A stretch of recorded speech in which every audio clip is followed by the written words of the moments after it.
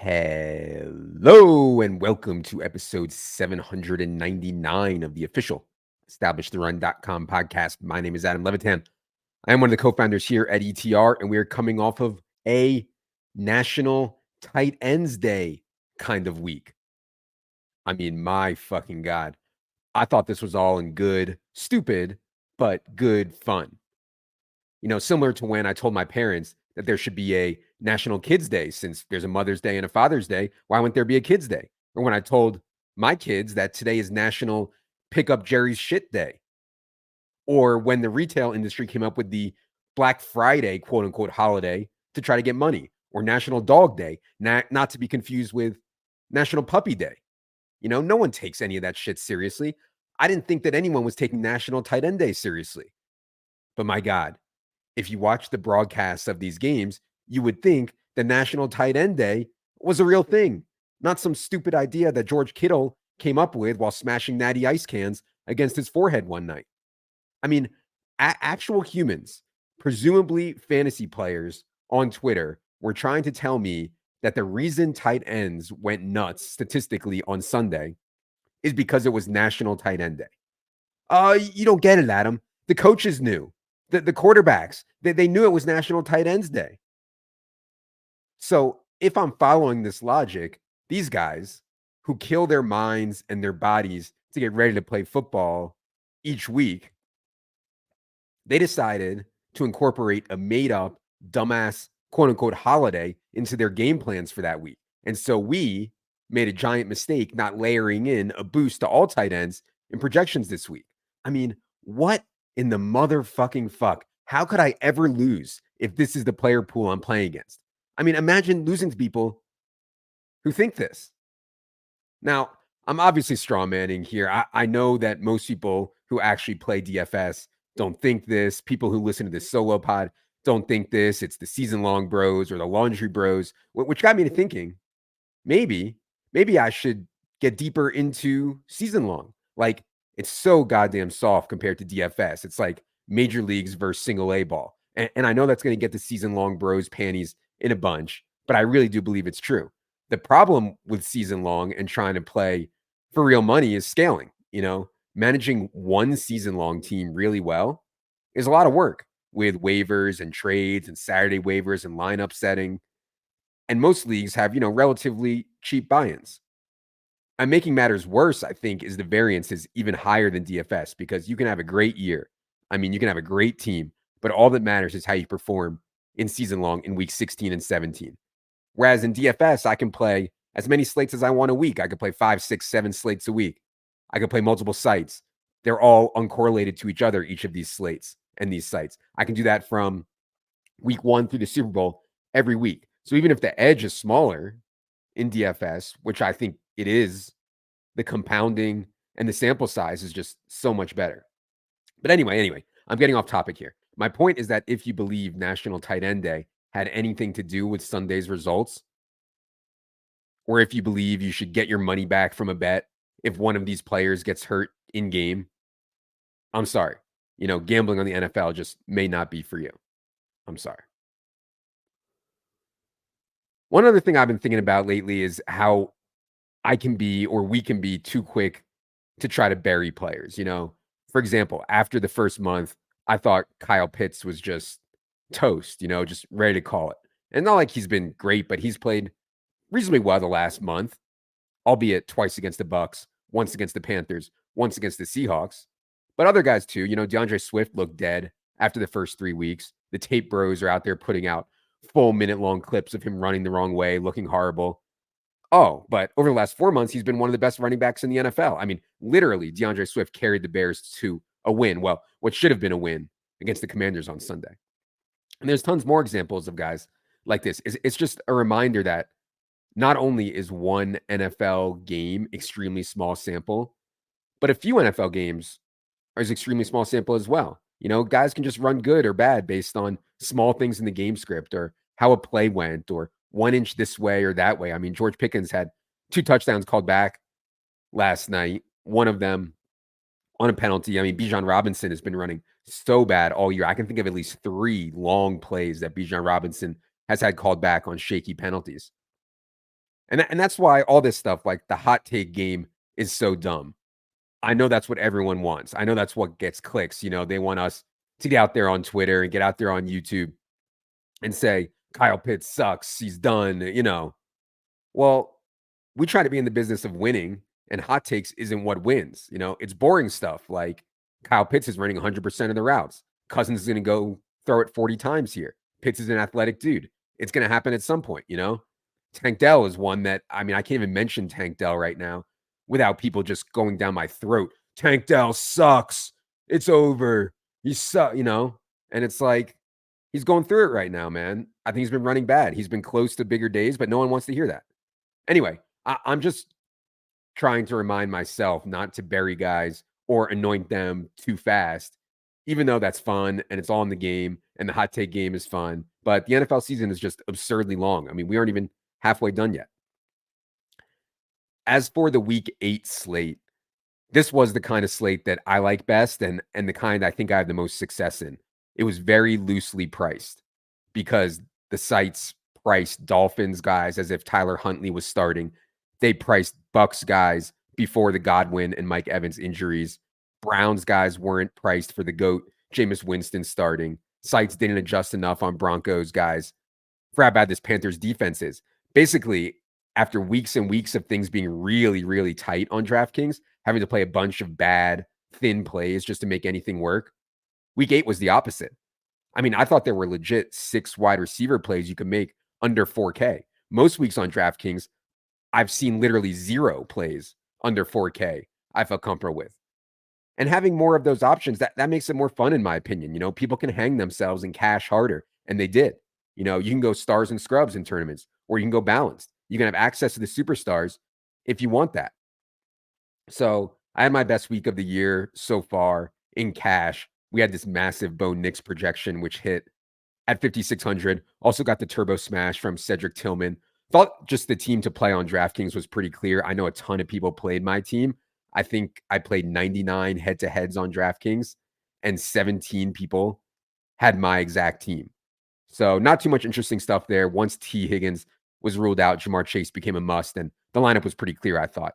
For those interested in cash, can head to Establish the Run. Free lineup review article, always up on Sunday nights there. Has my FanDuel team in there as well. As for tournaments, yeah, I was bad. Had 8 tournament teams, cashed 2 of them, which, is fine, but just didn't have the right player takes. Didn't have anything close to sweats. As I talked about last week, I have no problem going down with that, hashtag team player takes.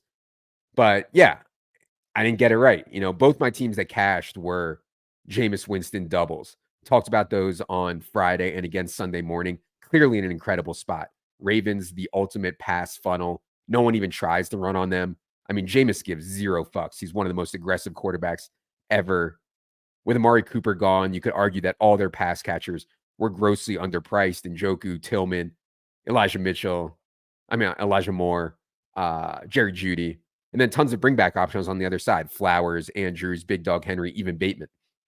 So yeah, that was my only stuff that hit. I just didn't have good stuff around it. Oh, one point to note on that. So I'm always trying to do the opposite of the sites for ownership in tournaments. On FanDuel, Cedric Tillman was not in the cash conversation. So on FanDuel, I played Jameis with David Njoku and Cedric Tillman. That came in at 5% Jameis, 4% Tillman, 29% Njoku. On the other hand, on DraftKings, I knew Cedric Tillman was in the cash conversation. I played him there, and I knew he'd be owned in tournaments. We had 22% projected in small field on Cedric Tillman. So on DraftKings, I went with Jameis, Elijah Moore, the slot guy, and Njoku.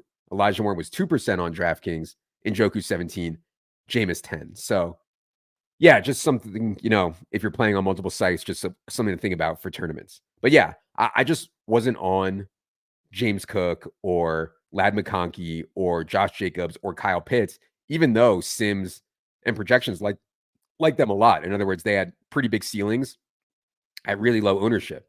But I now waived all those guys. So I was dead from a GPP sweat perspective this week, which is certainly going to happen, a lot of weeks. I've been sun running to have so many sweats already this year. All right.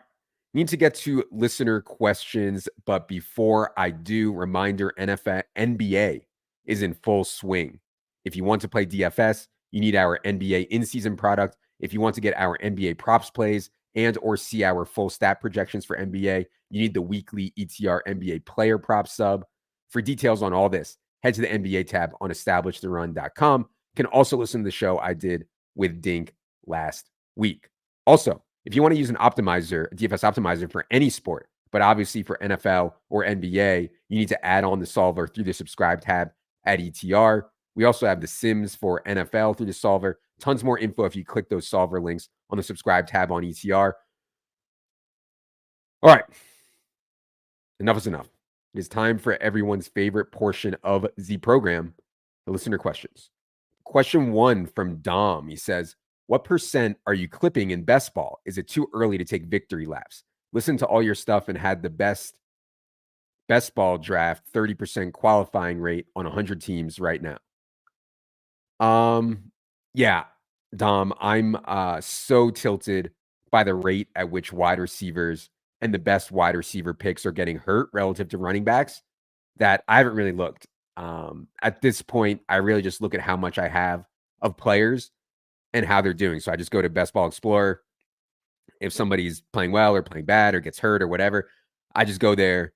I see how much I have of a guy, and that's kind of how I think about how I'm doing. But since you asked, Dom, and since it is getting towards midseason now, I did look. I'm advancing 14.8% on DraftKings right now and around 14.0% on Underdog. Only did 4 entries on Drafters, cashing 1 of those right now. So, yeah, obviously, average advance rate is 16.6%. I'm below that. That's bad. But honestly, given my exposures to Rashee Rice, Nico Collins, Rashid Shaheed, Godwin is going to start to hurt, Cooper Kupp, Puka Nacua, Marquise Brown, I'm actually surprised that my advance rate now is even at 14%. I thought it'd be way lower. So I still think I'm pretty dead. I'd have to look, but I'm sure a massive percentage of my advancing teams has at least one wide receiver who's out for the year. But we'll see. One point I did want to make, Dom, is don't let anyone tell you that advance rate doesn't matter. Oh, Adam, it's okay. I'm only advancing 5% of my teams. I did that on purpose because my teams are all optimized for week 17, which is all that matters. That is fucking bullshit. That is just not true. Advance rate to me is wildly important, maybe like the most important thing. The NFL is absurdly unpredictable. Getting into the dance, having a team of 18 or 20 healthy/active players, and then just letting the chips fall, advancing into the playoffs and getting a lot of shots on goal. To me, that's the most important thing. Of course, that's good. So, yeah, shout out to you, Dom. 30% is crushing Big GL the rest of the way. And by the way, I mean, when I talk about advancing is what matters, advancing with stacking. Like, I still think stacking is the most important thing when you get into the playoffs, having stacked teams. But, yeah, advance rate is right there.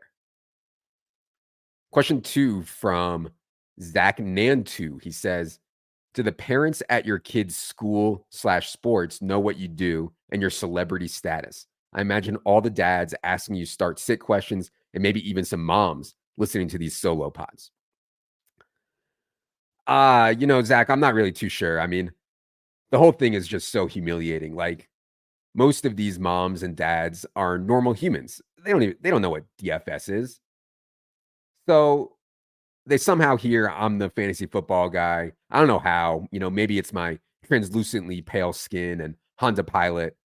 And so, we'll talk about it. And I have to be like, yeah, and they'll ask me questions or ask me what I do. And I have to be like, yeah, I'm really not that into season long fantasy. And immediately they're just absurdly confused. Like, it just doesn't register. But after they get their head around that, then they say, oh, okay, yes, I get it. You're not that into season-long fantasy. So what team, Adam? Well, what team should I bet on Sunday? And then I have to be like, well, I don't even really look at teams or sides or totals. I don't really think there's an edge in betting NFL games. I actually have no idea who's going to win the NFL games. And then they're just looking at me like I'm an alien from Mars. And then, all right, they get their head around that. Then they say, okay, well, what about props? What's an SGP? What's a single game parlay that's going to win Sunday? And, I have to say, well, the thing is, we have this props product and the lines move within 30 seconds after we release. So I can't really help you there either. And at this point, they just think or know that I'm a total clown. They're just so confused. They think I'm from outer space. And really, they might be right. So yeah, I love trying to help people and talk to them about it. It's just if they're not in this niche within a niche within a niche, it's just tough. Like if I was a normal human with a normal inner monologue with normal social skills, I would just entertain them and give some donkey side to bed or look at their season long trade idea. But I can't. Like I physically can't. There's something wrong with me. I will say though, if I find out that people do listen to these solo pods, and there's plenty of people who have come up to me and said they're big fans of the solo or the now defunct Three Donkeys show. If they say that, I know they get it, right? I know they're sick fucks like us, and I could be myself. The real problem with me going out in public is around most people, I can't be myself. So I just say nothing and I long for the moment. I just sit there and I just wish I long for the moment where I can return to the comfort of my internet friends. Question 3 from Thomas. He says, Adam, I found myself shilling for sportsbook/NFL by arguing with fans who cry rigged at every Chiefs game or every game with a questionable call. The latest installment found me arguing about Rams Vikings face mask call, where I'm arguing the replies of a post claiming the game was rigged because of the public money on the Vikings. I personally lost money on the Vikings and hated the call, but can't stand the idiocy of these wannabe geniuses who think they've seen through a $1 trillion industry.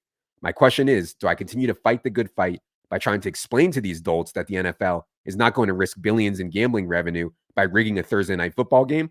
Or do I give up and move on with my life? I know the answer, but it feels I'm in too deep and looking for any vindication. Love the pod. Thanks for all the laughs and knowledge. Yeah, thanks, Thomas. I mean, look, your question goes hand in hand with what I was talking about before with National Tight End Day. These are the people that are paying the rate, not just in DFS, but in life. You know, some stranger on the internet wants to believe in the tooth fairy or that 60%, 60% to win means you're entitled to actually win, or they want to believe the NFL is rigged, or the coaches scheme plays to the tight ends on National Tight End Day. That's not our problem. That's not your problem, Thomas. In fact, it's the opposite. When you play DFS, they're paying the rate. When you are graded on a curve on an exam in college, these are the people that are boosting your score. When you go for a promotion at your job, this is who you're competing against. I would take it as a gift. You know, do you think our 47th president, Justin Fields, will be out here saying he lost because the game is rigged, blaming everything but himself? No. He'd be taking personal responsibility for what happened, like all great leaders and great humans in our society do. So yeah, you know, there's an old poker saying, don't tap the tank. Just means if people want to be dumb, let them. Don't tell them what they're doing wrong, why they're an idiot. These people can't be saved anyways. So not only will you find more peace in your life by not trying to convince them National Tight End Day is meaningless, but you also won't scare a fish out of the water, you know? So yeah. Question 4 from Dan. He says, how can an aging elite athlete who used to compete competitively in triathlon and running events, but could also play tennis, flag football, hockey, etc., come to terms with the fragility of middle age? The decline can no longer be hidden. Is the answer truly pickleball? Yeah, Dan, I think as we get older, it's just super important to identify exactly what makes us happy. Like, I never really thought about that when I was young. I just do whatever sounded fun at the time or whatever my friends were doing. I think I just didn't know myself as well. Now I know what makes me happy. Not everyone will agree. They'll call me a degen, but I just love to compete. I really don't know why. Like, I just want to fucking battle in everything. Even like looking back when I was a kid, I think the only reason that I did well in school was because I viewed it as a competition. Like, I'm not going to let this idiot slob from down the street get a better score than me on this test. No fucking way. And so the reason my favorite thing to do now is play sports for money is because you get the best from the other person. And I get to try my best, you know, train, strategize. So anyway, my point is that I'm going to keep doing that stuff as long as I can, the battling, the competition in sports, the super physical stuff like basketball and tennis. And once my body breaks down, as it sounds like yours is now, Dan, and mine is on its certainly way to be breaking down. Well, that is when I'll finally capitulate and start playing these weak retirement sports like pickleball and golf. And when I do play those, they're still good competing. It's just not as fun for me because it's not as physical. I mean, man, the golf bros aren't going to like this, but I did mean to give you guys the trip report from when I went to the BMW Championship at the Castle Pines Golf Club in August here in Colorado. So it's so funny, I show up to the tournament uh, in my normal attire, mesh shorts, dry fit, long sleeve. I walk in to the tournament, and every one of these doofuses, every one of these golf bros are wearing the polo from their golf club and their khakis. Like they're about to go on the course and shoot their 108, but mark it at 97. And then when one of the golf bros from one country club sees another golf bro with a different country club hat on, they kind of give the head nod. I mean, the whole thing was so funny, the whole experience. I did get really close to Scotty Scheffler, though, which was cool. I'm with my kids, and Scotty tees off, and we're right on the ropes there as he's walking down the fairway. And he gets real close to us, and I say, "Hey, Scotty." And he didn't even flinch. Kids were so embarrassed. It was definitely fun, though. Beautiful course, and yeah, it was a cool event to go to, despite all the golf bros. All right. Question 5, last question we're due today comes from Cade. He said, "Hey, Adam, I have a question for the solo pod. A few weeks ago, there was a video leaked of Jerry Jones referring to a player's cock size during scouting. Do you think that NFL teams are catching on to how penis size is correlated to player performance? Does Gender Labs LLC have any plans on letting teams use their data and tools like the PSM to scout players better? What are your overall thoughts on this? Thanks."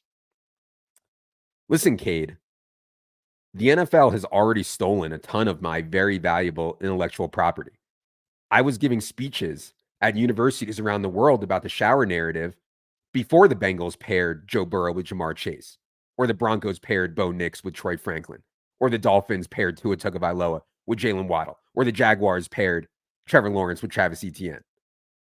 I was also talking about the Bible narrative, Russ Wilson and Cortland Sutton, how the word in Philly was Carson Wentz was only throwing to guys who he prayed with and went to Bible study with. And then ESPN did a whole feature on it. And so, yes, although it is taboo in the buttoned up corporate world of the NFL, of course, behind the closed doors, they're consulting the penis size model, the PSM. Of course they are. And as they should. Our data team actually looked at this over the summer. I'm actually not even joking now.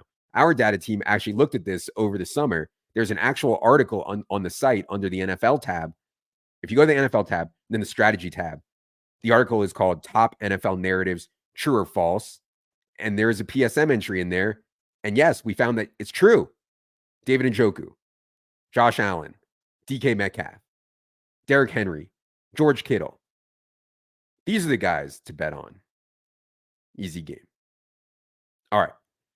That is going to do it for this week's solo pod. We'll be back later today with Daigle for waiver wire, and then later tonight with Silva for team-by-team analysis of Week 8. For in-season subscribers, first run of Week 9 projections will be out Wednesday night. Myself, Silva, Wiggins will be on the show Friday night, talking every player in every Week 9 game. If you've not been to our YouTube, we're putting in a ton of effort there. Head to the YouTube, type in Establish the Run on your search bar, hit subscribe there. Ton of stuff going on there that does not hit this pod feed.